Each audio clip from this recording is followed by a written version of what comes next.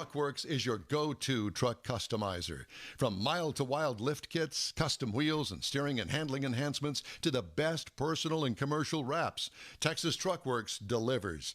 Let Texas Truck Works founder Scott Stevens help you get the most out of your truck or Jeep. Texas Truck Works has decades of customizing experience, including power adders and complete engine swaps. Let the Texas Truck Works team design an upgrade plan that fits your budget. Get truck attitude today at TexasTruckWorks.com. You're on the award-winning In-Wheel Time Car Show. Coming up, a visit with John Rawson, ProAm Auto and Racing at COTA in the World Racing League. Inside our new car showroom is the Ford Expedition. We'll give you an in-depth review. Plus, we'll have This Week in Automotive History and the stories making auto news headlines. All just ahead on today's In-Wheel Time Car Show for Saturday, December 5th, 2020. Howdy, along with Mike Out of This World Mars, King Conrad DeLong, and Jeff Zekin sitting off camera over there on Don Armstrong. Glad you could join us today. And joining us right now is Mr. John Rawson. He is with ProAm Automotive. Hey, John, how's it going? Hi, good morning. Can you guys hear me? We can hear you. Yes, we can. Fantastic. Obviously, you're there at COTA. What's going on out there on the track? Right. Well, this weekend is the WRL World Race League U.S. Endurance Championship. It's the season finale event for our league, and it's an 8-hour endurance race today and an 8-hour endurance race tomorrow.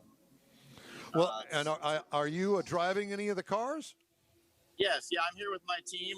Our name is Enduro Works, and we have a 97 BMW M3 that we compete in it's called the GP1 class.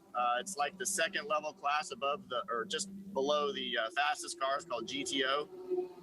And my teammates are on the track right now. We started at 9 o'clock this morning, and we will go until 5 p.m. hopefully. How many driver changes do you have? There are 4 of us that drive our car, so we're gonna each get a turn. I'm probably gonna go in about 2 hours or so from now, and then I'll be in the car for probably 2 hours, 2.5 hours. We'll just kind of see how the strategy works out. And how many pit stops will you have to make in your 2-hour stint? Oh, during my stint, I'll probably only come in once for a splash of fuel, maybe take on an extra jug or 2, which is about 6 or 12 gallons of fuel. Oh, wow. We really let that the strategy of the race dictate kind of those stops. We don't really have a specific set time. Our car will go about an hour and a half on a tank of fuel. So in an 8-hour race, it kind of throws a wrench in the strategy as opposed to just being able to pit every 2 hours for driver change and gas. We have to stop every hour and a half at least. So we try to take advantages of full course yellows or anything like that. If it pops up, we dart into the pits for a fresh tank of gas. And how's the power feel in the cold weather?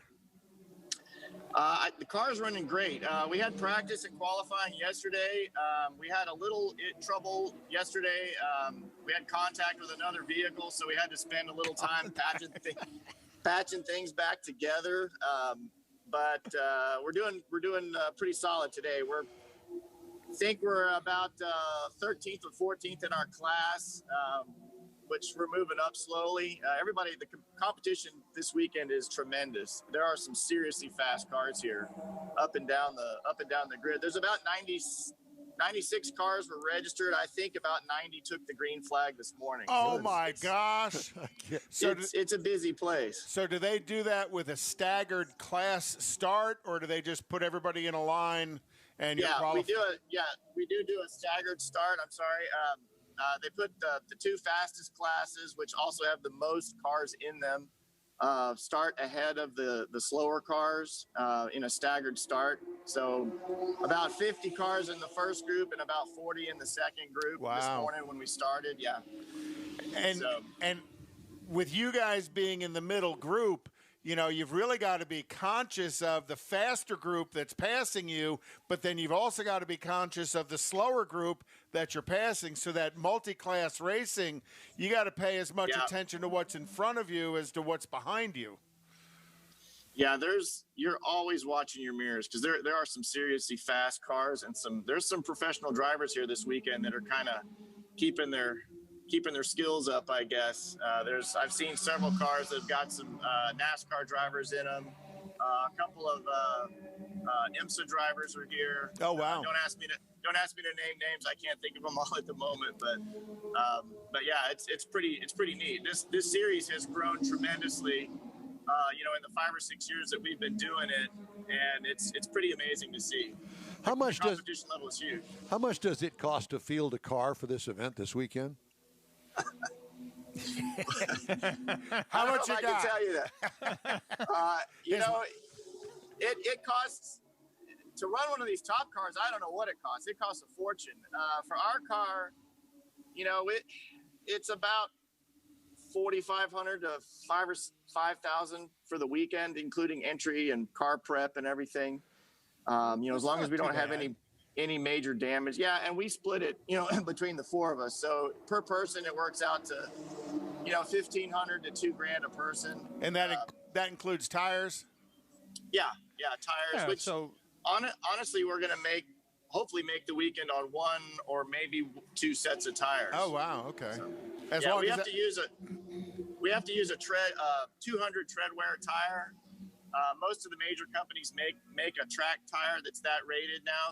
But they do last a pretty long time, especially on a smooth track like COTA. And the 200 tread wear is by rule. Yes, well, actually it's 180 or higher.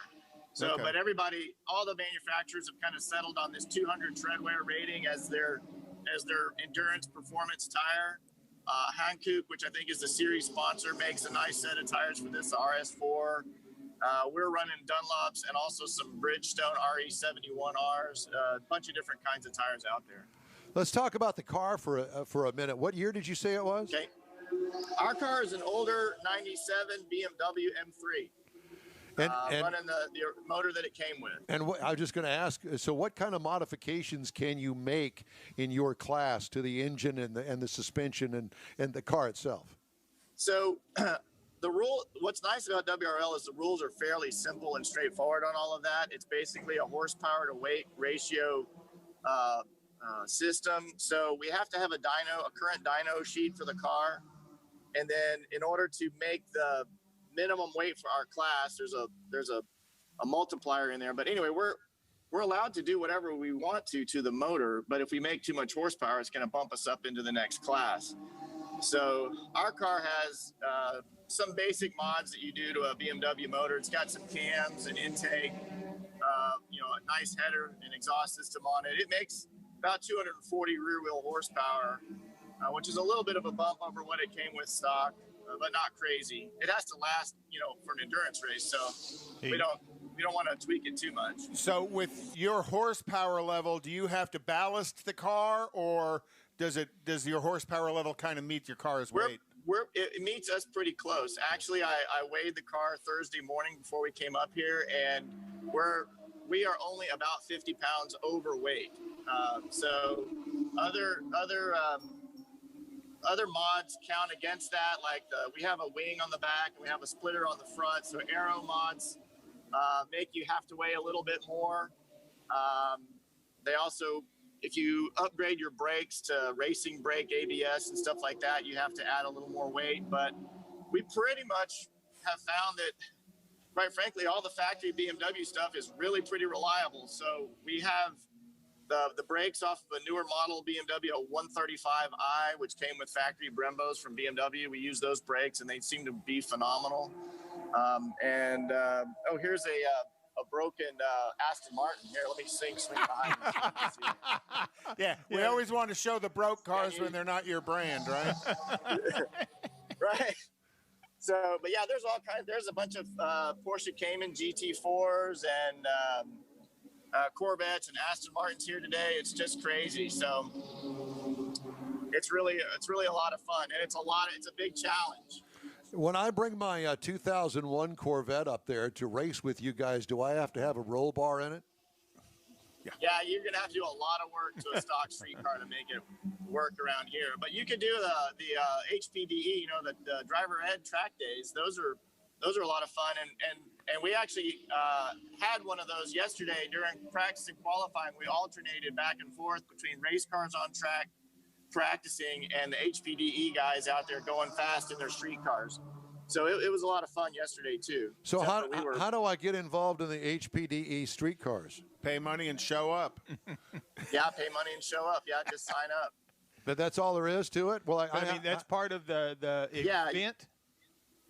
Yeah, it's kind of, yes, it's part of the event. They added it, I guess, a year or two ago to the Fridays on our events. Well, typically our events were only Saturday and Sunday, and it was just racing. We just showed up, pulled the car out of the trailer and went and raced. There was no practice or anything. But I think due to the level of people and competition and cars that are showing up now, we rent the tracks for Fridays as well. So Fridays are always practice qualifying and HPDE to go along with that on Fridays. Well, that makes sense. Who runs the race, John? What do you mean? Who officiates it? Yeah, who runs it? Who keeps everything? Who keeps the clock ticking? So the WRL has a staff of people that do all the timing and scoring and race director, race control, and that sort of stuff. Here at COTA, there are a lot of COTA employees operating some of the facilities here at the track. Obviously, with the COVID stuff going on, we're all socially distanced and wearing masks. That's why I'm alone in a media room that I found that I was unlocked. So I'm kind of out of the noise so I can talk to you guys. So, but they're running the event pretty well. But WRL has a staff of, I don't know, probably 15 or 20 people that go to almost all the races to help keep things running. So, and what other tracks does WRL visit around the country? So you can go all over the country to race, except for the West Coast. There's really no races over on the West Coast, but they race at Road America. We raced at Daytona, which is where I called you guys from last time, back in June. Right. We raced at Barber Motorsport. We rode Atlanta. VIR is a big race, and they just announced for next year, 2021, they're going to have a 24-hour race at Sebring. So that is going to be a big deal. That's going to tear up some cars. Yes, it will. Are you going? I don't know if we're going yet. We've not really discussed it as a team yet, but that conversation will happen pretty soon, because this is the last race of our season, like I said. And next season doesn't really get kicked off until either late January or early February. There's a race at the racetrack in New Orleans. It's called NOLA. Right. And so that may be our next event if we go there. We haven't figured out our schedule for next season. I want to go back and visit the 2001 Corvette entry of Don Armstrong. Okay. And right. you said that I'd have to do a lot of modifications to my street car. Well, what kind of modifications? Besides a roll bar, I got that. Right. So you'll have to do a roll bar, racing seat, harness, fire system. You're definitely going to want to upgrade the brakes. I heard Conrad talking about brake fluid right before the break, whatever, and I was like, yeah, you'll need the best brake fluid you can get to run these type of deals. Bigger brake pads. And man, a lot of talent. It's going to take a lot of talent to keep going. So he's going to have to hire a driver. Yeah, I know a couple guys. So if you need a team to help you out, I'll help you out. Probably the best way for people who want to get out to COTA and get on track is going to be HPDE, because it gives Don an opportunity to get out there, get on track, and that comes with an experienced driver co-riding with you. Yeah, I think all the instructors that would be in those events are either race drivers themselves or extremely experienced, track drivers. So yeah, if you're a complete newbie at that, they're going to make you take an instructor along with you, at least for the first, half a day or so at least, before they turn you loose in your own car, because and to me, that would be a great thing to do on that track. I mean, I was on that track once, and I mean, they just said, "Here's the car, have at it." And wow, yeah, and it was an experience, and they didn't let me do that a second time. Right, so I think having somebody with you would make all the difference in the world. Yeah, and there's a lot of different groups that do those type of events here and down at MSR Houston, south of town. So there's always ways to get involved in in that end of the sport. There's a lot of different groups that put together these track days that are, all over the country. So wherever you really want to go drive, just figure out when you can go and go. Wow, it sounds like a hoot. We need to put together an in-wheel time HPDE Saturday event. Yeah. Right? We'll use Don's Corvette. And we can all go out and drive it. Let Don pay for the tires, because I imagine a half a day at the track with street tires aren't going to last very long. No, probably not. You want to make sure you have at least a set to drive home on, too, so you got to make sure. So we need to bring a trailer for tires. That's the only problem with HPDEs is you got to make sure you can drive home at the end of the day. John, you're such a doggy downer. I just, doggy downer. I mean, I was kind of excited about the fact that, well, here's something for Don Armstrong to do. Oh, no, Don Armstrong can't do that. Yeah, yes, he can. No. Yeah, you can. And look, see the cars going behind him now? They've all got wings. We can put a wing on your Corvette. Yeah. That'll help. That'll make it easier to push. You can bring the car to the shop. We'll get it ready for you. There you go. Yeah, that's the answer. Track prep. That's right. We do that too. Well, I was just trying to bring it home so everybody would have an idea of what it would take. Not that I would do that to my car. Well, we're not going to do it. We'd be happy to help you. Yeah. We're not going to do it to my truck. It won't have the same effect. Yeah, well, might as well just go over there and push it off the cliff. That would have the same result. I could do it to my van. Yeah. So, John, how are things over at ProAm? Things are good. We're staying pretty busy, despite all the pandemic business. But, we're getting ready for Christmas. We've got a few nice things ready to go. So yeah, John's going to join us in a week or two, and we're going to talk about some of the gifts you can get. Christmas gifts you can get at ProAm. That's what I was kind of alluding to. I'll try to be at the store that day, and we can do a little walk around if you want. I don't know if that'll work for you all or not. But. Sure. Absolutely. Yeah. We love that. So what do you have to look forward to today other than your turn behind the car, the wheel? What are you going to do after that, after you win your class? Well, if we win the class today, I'm gonna pop a bottle of champagne, and probably that's be it. But when we finish today, we will just get the car ready for tomorrow. Check the brakes, probably replace the brake pads if we need to, and check the tires, and hopefully just put more gas in and get ready for Sunday. That's the nice thing about these cars is they're pretty solid, and unless you have a real major issue like something fail or break or something or get into an accident or something like that, you just get it ready for the next day and keep going. That's why I don't know if y'all can see or not, but the field out here is probably 70% BMWs and then 25% Miatas. And then after that, it's all kind of a random dispersion of different cars, some Porsches and a couple of Corvettes out here and stuff. But, man, these BMWs are really pretty reliable in this kind of event. It's interesting. So that's what we're driving. It's surprising and it's not surprising about the BMW. Well, it's they've learned by experience what vehicle is going to be able to take an endurance race without a big cost investment in doing it and give them the reliability that they want. You got to find that balance. It's not like the drag strip where you can rebuild an engine in between rounds. I mean, I guess you could rebuild an engine overnight if you wanted to, but you'd be there all night doing it. No, you wouldn't want to. Right.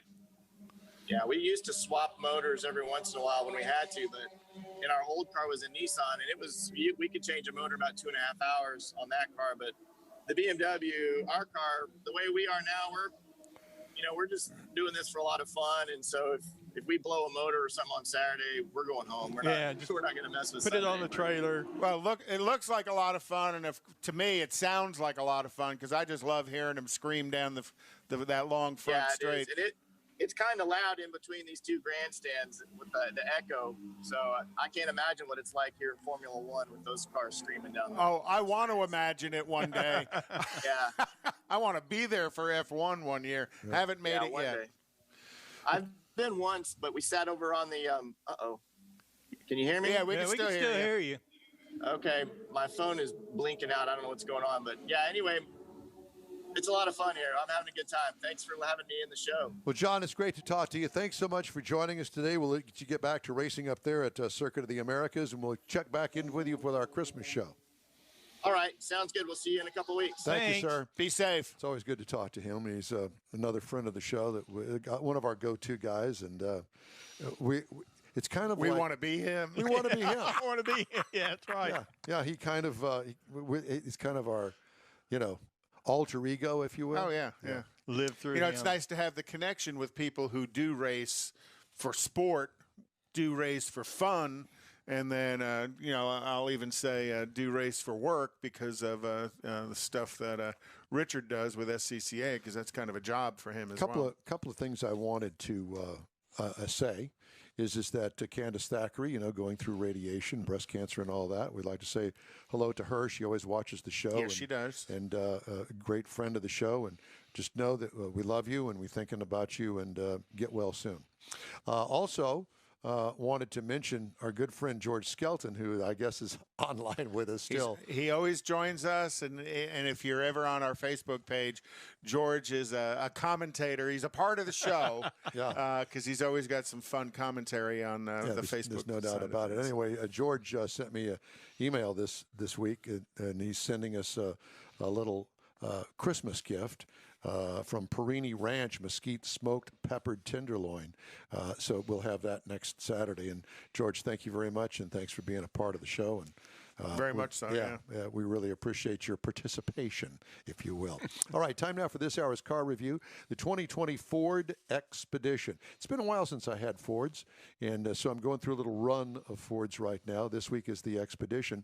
The available trim levels for the Expedition include the XLT, the Limited, the King Ranch, the Platinum, and then two body styles, the regular or the Max. This is the regular body style King Ranch 4x2.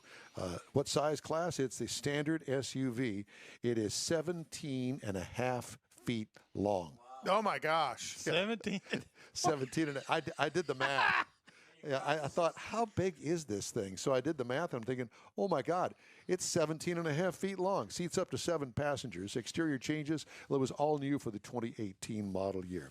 Exterior features include good-looking, straightforward, canted grille, straight body lines down this thing, big King Ranch logos on the front fenders and the rear tailgate. It also has larger 22-inch wheels with adaptive suspension on this King Ranch edition. What I liked, appealing conservative design and fold-down side steps. What could use improvement? Does anyone use roof racks anymore? I don't. Every once in a while on the interstate, I'll see somebody will have something. That's up there. rare. Yeah. It is. I mean, you can tell it's vacationers. Is it really worth to have a roof rack on a car anymore? Anyway, just a question. Interior highlights include the plush King Ranch embroidered logo on leather, everything inside. Knob shifter on the center console, as opposed to the column stock shifter. Yeah, this one has the knob on the center console. Passive phone charger. Sync 3 infotainment system works very well. Cargo trunk room, well, third row folded down, flat, tons of room back there. And if you want more room than that, then you get the Max edition. What I liked, the high comfort level of look at that thing. It looks like Grandpa's office interior. Yeah. What could use improvement? The electric, I had to find something wrong with it. The electric seating folding panel inside the cargo area is a bit confusing to use. That was the note that I made. Okay. Just saying. 3.5-liter twin turbocharged V6. You're familiar with this engine. Yeah, 375 horsepower, 470 pound-feet of torque through a 10-speed automatic transmission. Keep the oil changed. And when that light goes on and it says cam phaser issue, get it fixed immediately. Tow rating up to 9,300 pounds with the towing package. Jeez. 6,600 towing capacity without the towing package. Mileage, 17 city, 23 highway for a combined of 19, which really may sound bad, but it's really not bad considering the size of this thing. And it weighs, oh my gosh, it weighs a ton. So this twin turbo V6, Ford's got it down pretty well. Mm-hmm. I got 19 miles per gallon over 286 miles. Well, that's not pretty too bad. good. That is pretty good. Big truck, 17.5 foot long. What I liked about it, plenty of power from this V6. I didn't tow anything with it, but, one of the things that people say, oh, it's just got a V6 in it. Well, let me tell you something. Drive one, yeah. That horsepower rating, 375 horsepower, You rarely get that out of a regular V8. Well, and the torque rating is there as well because, like I said, my van's got that same motor in it. I carry a lot of weight in that van, and I hammer down. What could use improvement? Absolutely nothing. It's a great engine-transmission combination. That 10-speed was developed by Ford and General Motors Joint together. venture. And the interesting thing is once you put it into drive, then on the column, the gear changer Indicator. Yeah, it shows up, and there it is. 1, 2, 3, 4, 5, 6, 7, 8, 9, 10, right there.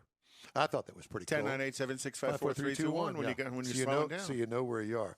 Ride and handling. What I liked about it, smooth ride for the long wheelbase and the adaptive shocks. Base trim price is $72,895. Price is tested, $74,885. Base model price, if you just want to get into an Expedition, they start at $48,990, but you ain't going to find one for $48,990 nowhere. Yeah, the salesperson that sells that one's going to get fired because he sold the price leader for the ad. Competitors to this vehicle, the GMC Yukon starts at $53,945. The Toyota Land Cruiser, a 2008 design, starts at $85,415. Are you kidding me? Yowzers. What? Why? And the Lincoln Navigator, $76,185. And that is my review of the 2020 Ford Expedition. I really did like it. Thank you, Ford, for letting me borrow it. You're welcome. Do we have anything on the national events calendar? Sure. There's still some national events going on, and some national events are going to go on as a virtual event. So, Central Florida Automobile Show is supposed to be going on in Orlando, and they haven't canceled it or gone virtual with it. Orlando. Cars for Charities Rod and Custom Show in Wichita, Kansas is going to be January 15th through the 17th. In the middle of winter, in the middle of Wichita, Kansas, right? So I guess that's the one with the snow plow on the front. NADA, which is National Automobile Dealers Show, which is a huge, massive show every year. That's going to be a virtual show. It's going to be online, and so virtually it's going to be on in February the 9th through the 11th. Darryl Starbirds, remember that name? Yes. And where is his museum? Tulsa, Oklahoma. Yeah. Darryl Starbirds, they do a huge show every year in Tulsa, and as of right now, it's still on the schedule for Friday the 19th through the 21st of February in Tulsa, Oklahoma. My head says snow. That's Tulsa. Ice. There's at least ice. Yeah, there's a Even possibility of being cold and wet. So, and then the Miami International Boat Show in Key Biscayne. They just had the Fort Lauderdale International Boat Show. That was a virtual show I watched on what is it? NBC Sports. NBC Sports. And then there's, right now, and I don't know if it's on or not, the Austin Auto Show in April is still on the schedule. That ain't going to happen. No, I don't think so either. All right. Thank you, sir. Hey, thanks for joining us for today's In Wheel Time Car Show. The part of the show that you're going to really enjoy is coming up next. Stay with us. Tailpipes and Tacos is Houston's premier cruise-in, and you're invited to join in. Whether you're a cruiser or spectator, Tailpipes and Tacos is the place to enjoy a Lupi Tortilla breakfast tacos, fresh coffee, and mingle with Houston's fun car people. Mark your calendar for Saturday, December 19th for Tailpipes and Tacos at the Lupi Tortilla Mexican Restaurant in Katy, 8 to 11 a.m. Tailpipes and Tacos is free and everyone is invited. You'll see collector cars, hot rods, customs, magnificent originals, and resto mods all in one place. Cars from all over Southeast Texas cruise in and show off in a 3-hour friends and family event. The Lupi Tortilla Mexican Restaurant on the Grand Parkway at Kingsland Boulevard, just south of I-10 in Katy. Drag racer, car enthusiast, and Lupi founder Stan Holt brings you Houston's hottest cruise-in, Tailpipes and Tacos, Saturday, December 19th, 8 to 11 a.m. at the Lupi's in Katy. The In Wheel Time Car Show will be there too, and you're invited to join us. We'll see you there. Is your business or company looking to stand out in a crowded advertising market? Looking to reach the real auto enthusiast? Well, you found it. You're listening or watching In Wheel Time, and so are your fellow enthusiasts. The In Wheel Time Car Show now reaches 500,000, and we can put together a marketing plan that will engage them in your product, business, or service. To get the tires rolling, just shoot us an email to our marketing director, Jeff Zekin. His address is jeff@inwheeltime.com. Texas